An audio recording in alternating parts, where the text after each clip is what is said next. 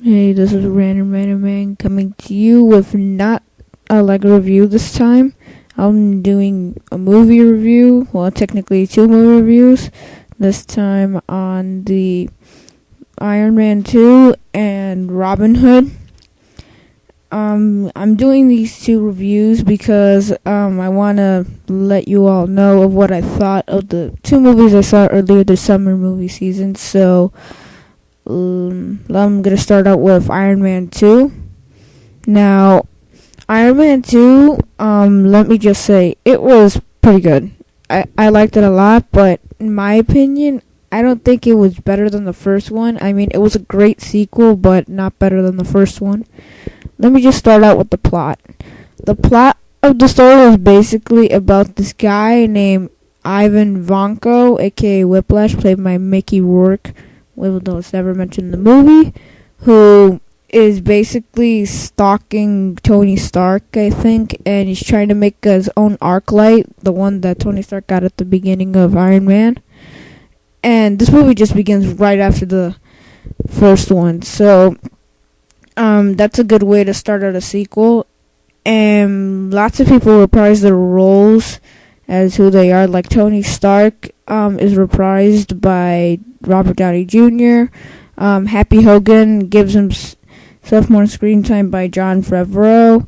Nick Fury played by Samuel L. Jackson. Gwyneth Paltrow as Pepper Potts. The only thing that's different is that Terrence Howard is not playing Rhodey anymore. It's Don Cheadle, and lots of people are going to complain about that, but I don't think I find that as a complaint because he actually did a pretty good job. He actually caught the role as Rhodey very much, and this time Rhodey turns into War Machine, which was actually very exciting, and I thought War Machine was going to give himself more screen time, but he didn't necessarily until the end.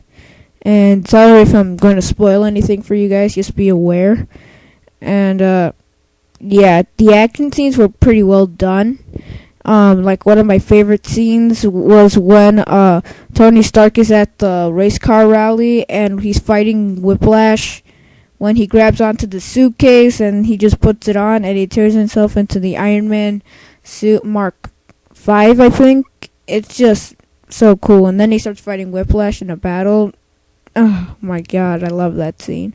Anyway, the action scenes, like I said, were pretty well done. And everything about the movie was great. There were some nitpicky moments, but I'm not going to say anything because it'll sound like I'm such a critic. And just to let you guys know, if you haven't seen the movie, there are lots of hints about the Avengers movie that's going to come out. And if you watch the movie until the credits roll at the end, there's like something about the Avengers movie I'm not going to tell you guys, but still, it's pretty sweet. Anyway, Iron Man 2, it's a pretty good movie. I actually liked it a lot. But I just thought that Whiplash was a good villain, but Justin Hammer, played by Sam Rockwell, he practically stole the show.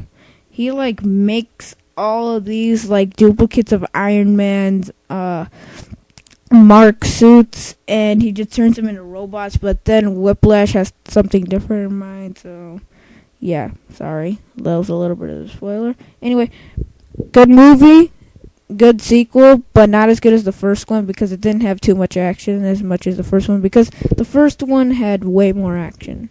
Okay. Next up, Robin Hood.